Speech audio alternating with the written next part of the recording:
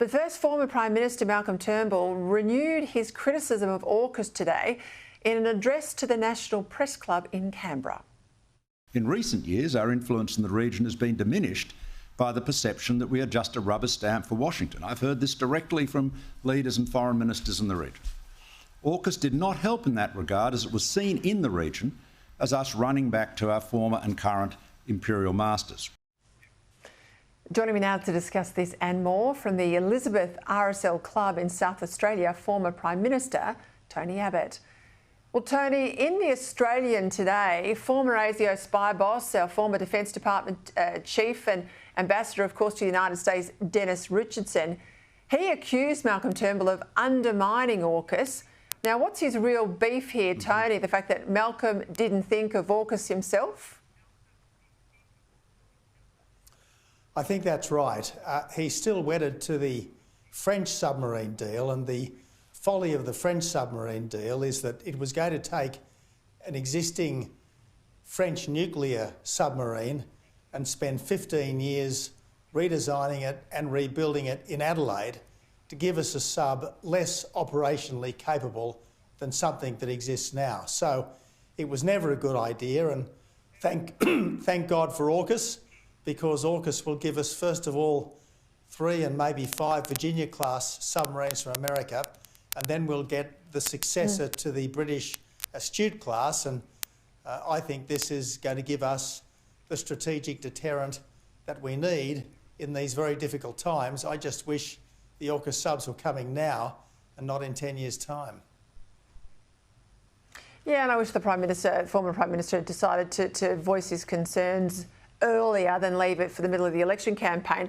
I note that you're on the election campaign trail today. You were out with a good friend of this show, former IPA Deputy Director Dan Wild. He's a candidate in the Liberal seat of Spence. Now, Malcolm Turnbull was asked today, would he also be campaigning for the Liberal Party? He had this to say. Are you planning on campaigning at all for the Liberal Party? No, I think it. Look, no, I'm not. I'm not campaigning for anyone. No. Voting Liberal though? Secret ballot. What about the fact, you know, he was asked there the question, well, are you going to vote for the Liberals? And he says, a secret ballot.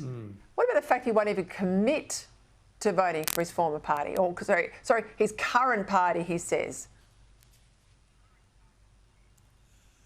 Peter, no former Liberal Prime Minister should ever be bashful about who he's voting for. Simple as that. All right, I'll leave you there to be gracious. Good on you, Tony Abbott. What about Adam Bandt, who has come out to say that Israel's to blame for the latest atrocities committed by Hamas in their crackdown on the protesters? This is obviously a brave individual in Gaza who was campaigning against Hamas, tortured and killed. It's all Israel's fault, says Adam Bandt. Now, surely this disqualifies him from leading any political party, even the Greens. And look, what I think is most appalling is that the Labor Party is still going to give the Greens their preferences ahead of the coalition, whereas Peter Dutton, to his credit, is going to preference Labor ahead of the Greens.